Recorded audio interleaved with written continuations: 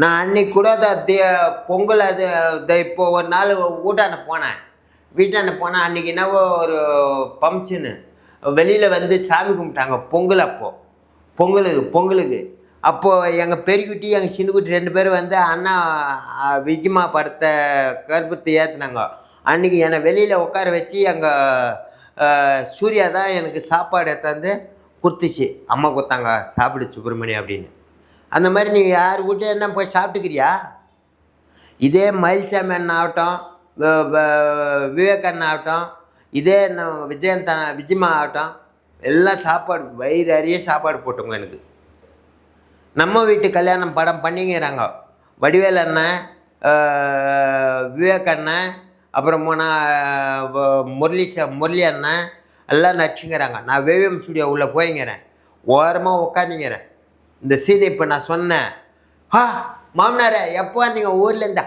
இப்போ தான் வந்தேன் மருமகனே. எதுக்கு வந்தீங்க ஊர்லேருந்தா? நம்ம வீட்டில் 2 பிள்ளைங்க இருந்தாங்கல்ல, மெட்ராஸில் படிச்சின்னு இருந்தாங்க. அவங்களுக்கு பெரிய இடத்துல படிப்பு கட்சிச்சு. அது அந்த ப்ரொமோஷன் தேடி நாங்கள் வந்தோம். அப்போது துட்டுக்கு என்ன பண்ண போகிறீங்க? துட்டுக்கு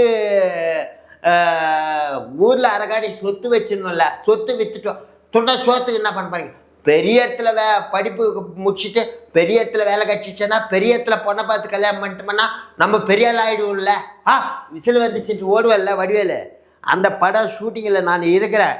அப்போ விவேக் அண்ணன் நான் ஓரமாக உட்காந்துக்கிறேன் வேவிஎம் ஸ்டுடியோ உள்ள. விவேக் அண்ணன் எத்தனை வந்து எனக்கு சாப்பாடு போட்டார். அவர் எங்கே இருக்கிறாரு? இப்போது தெய்வலோகத்தில் இருக்கிறாரு. நான் ஒரு மயிலண்ணன் என்ன பண்ணுவார் தெரியுமா? மயிலண்ணன் இதே மயிலண்ணன், டேய் எங்கடா இருக்கிற? அடே இங்கே சாலிகிராமத்தில் தானே சுற்றிங்கண்ணே. அங்கே சொல்லிக்கிறப்பார் ஹோட்டலில்.